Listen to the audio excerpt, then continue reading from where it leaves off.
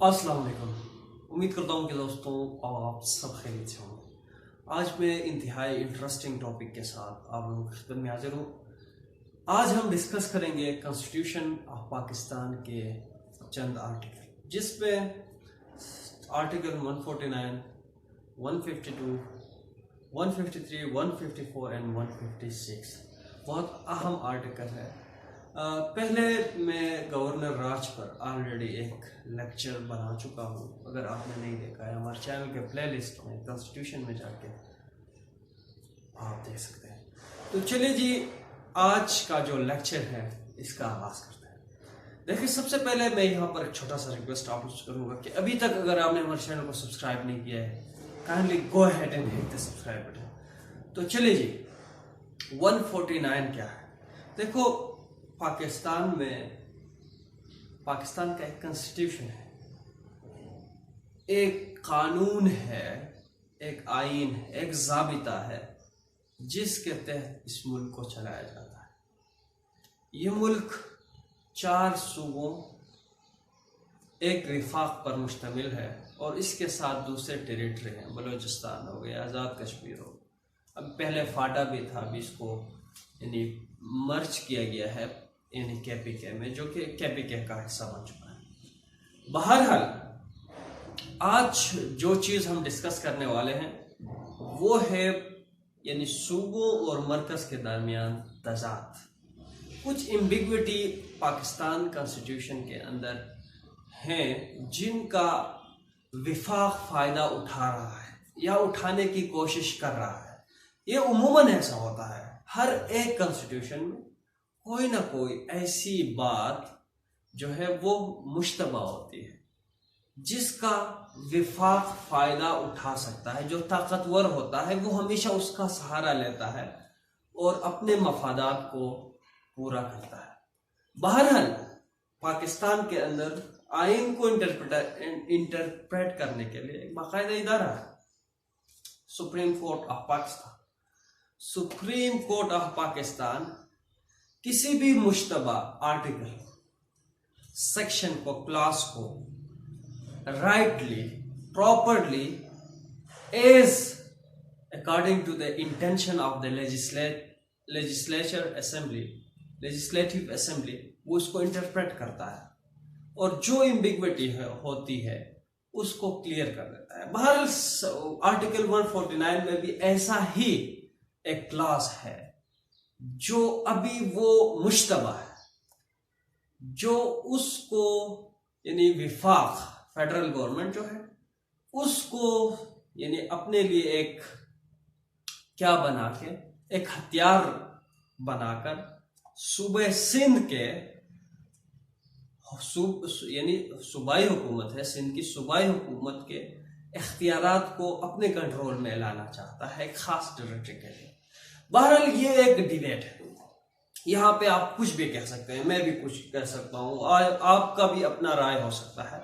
उस आर्टिकल को देखकर आप भी कोई यानी अपना राय कायम कर सकते हैं। बहरहाल, जहाँ तक कानून, जितने कानून यानी 18वीं तरमीम जो है उसकी आप उसको देखें, आप यानी उसको डीपली अगर आप उसको स्टडी करें, उसका मकसद ये है कि भाई सूबाई खुद मुख्तार, प्रोविजनल एटोनॉमी, यानी सूबाई एटोनॉमी है।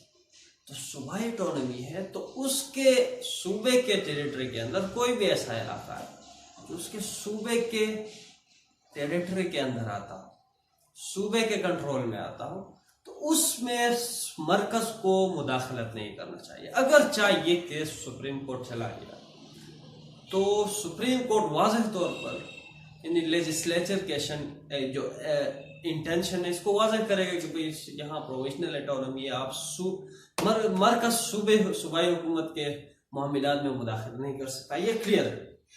बहरहाल यानी फिल वक्त जो है या प्रेशर डालने के लिए या जो भी है, या जो भी कराची के सूरत हाल है उसको मामूली देखो, एक बात मैं यहाँ वाज़ेह कर दूं कि यहाँ पे आजकल जो पाकिस्तान की जो डेमोक्रेसी है, ये डेमोक्रेसी नहीं रही है, ये जमहूरियत नहीं रही है। यहाँ पे जो है मुसलसल तौर पर जो है यहाँ पे जमहूरी अक़दार का जनाजा निकल रहा है।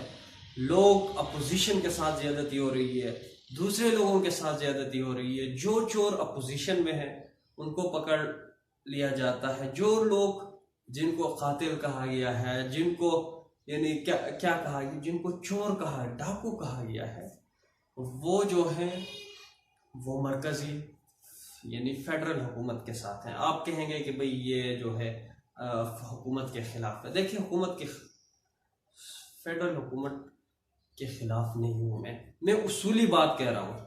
देखो, जब चेयरमैन नेप ने जब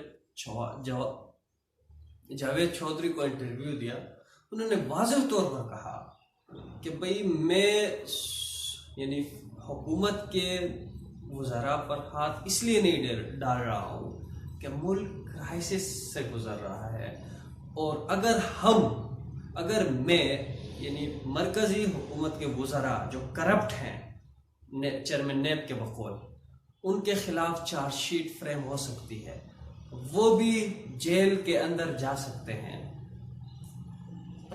वो इसलिए हाथ नहीं डाल रहा चेयरमैन नेब के बकौल कि अगर उन पर हाथ डाल दी जाए तो सारी हुकूमत गिर जाएगी, यानी चोर अंदर होंगे और यहाँ पे जो है मरकजी कैबिनेट खाली हो। तो ये बुनियादी तौर पर चेयरमैन नेब कह रहा है। देखो, अगर चेयरमैन नेब ये कह रहा है कि भाई मैं हुकूमत के लोगों के साथ इसलिए मैं नरमी बरता रहा हूँ क्योंकि हुकूमत को खतरा है कि गिर जाए, यानी हुकूमत गिर सकता है, इसलिए नहीं। देखो, यहाँ पे equality before law, equal protection of law आपको नजर आ रही है? नहीं आ रही है। इसलिए मैं कह रहा हूँ कि यहाँ पे डिक्टेटरशिप, मैं कई एग्जाम्पल आपको दे सकता हूँ। यहाँ आप परवेज खटक को ले लें, दूसरे वज़रा को लेंगे जिन पर बहुत सारे संगीन इल्ज़ाम हैं, उसके बावजूद वो जो है डिफेंस मिनिस्टर है, कोई क्या है, कोई पेशियाँ वो नहीं भुगत रहे हैं। बुनियादी तौर पर कहने का मकसद ये है कि भाई मौजूदा दौर में बहैसियत तारीख़ के तालिब इल्म के मेरा तज्ज़िया ये है कि यहाँ पे शदीद डिक्टेटरशिप है, लेकिन हम बेवकूफ़ कौम हैं, हम जो है हिस्ट्री से सबक न सीखने वाले कौम हैं। हमें ये सब कुछ दिखाई देने के बावजूद हम खामोश हैं क्योंकि हम तारीख़ से सबक नहीं सीखते। अगर काश हमारे लोग तारीख़ से सबक सीख लेते, तारीख़ को पढ़ लेते, उसको पढ़ने के बाद उन गलतियों को ना दोहराते, तो शायद पाकिस्तान में 3-4 मरतबा डिक्टेटरशिप ना आती, शायद पाकिस्तान की मईशत इस तरह तबाह ना हो जाती, शायद पाकिस्तान में ऐसे चोर डाकू नहीं होते। बहरहाल ये हमारी कमजोरी है जो कि मानना पड़ेगा, हमें मानना पड़ेगा। हम क्या कर सकते हैं, लेकिन हमें मानना पड़ेगा कि भाई ये गलतियां हमारे अंदर हैं और हम इनको ठीक नहीं कर रहे हैं। देखो, टर्की में आप लोगों ने देखा कि वहां पे फौज ने जब इख्तिदार पर कब्जा किया तो लोगों की शऊर को देखें कि मैदान में उतरा, उन्होंने एहतजाज किया और फौज अवाम के सामने बेबस हुई और आखिरकार यानी जो हुकूमत थी, आईनी तौर पर जो हुकूमत कायम हुई थी, उसको रिस्टोर किया। देखो, ये हकीकत है, ये लोगों के मुहज़्ज़ब होने की एक निशानी है कि भाई वो कितने मुहज़्ज़ब हैं और हम कितने मुहज़्ज़ब हैं। बहरहाल अल्लाह हमें हिदायत दे और हमारे हुक्मरानों को भी, जो भी यानी मुक़्तदिर क़ुव्वतें हैं, उनको भी अल्लाह यानी हिदायत दे कि भाई वो भी पाकिस्तान पर रहम करें, पाकिस्तान के लोगों पर रहम करें। पाकिस्तान का जो नज़रिया था, वो नज़रिया क्या था, उस नज़रिए पर वो अमल पैरा हो। बहरहाल ये एक डिबेट है, बहुत बहस उस पर हो सकती है, तकरीरें बहुत हो सकती हैं। बहरहाल हाँ, आज मुद्दे की तरफ आते हैं। हमारा जो टॉपिक है वो है 149 में है कि भाई जिसमें क्लास 3 है, कह रहा है कि अगर किसी सूबे के किसी एरिया पर फेडरल गवर्नमेंट को ये महसूस हो कि यहाँ पे जो आमिलाना इख्तियारात हैं वो यानी सूबे से ले ली जाए, इसलिए कि वहां पे माशी लिहाज से वो एरिया बहुत ही क्या है, अनडेवलप्ड, वो तबाही की तरफ जा रहा है, या उसके जो इंतजामी उमूर को सूबा कंट्रोल नहीं कर पा रहा, वहाँ सिक्योरिटी के खदशात हैं।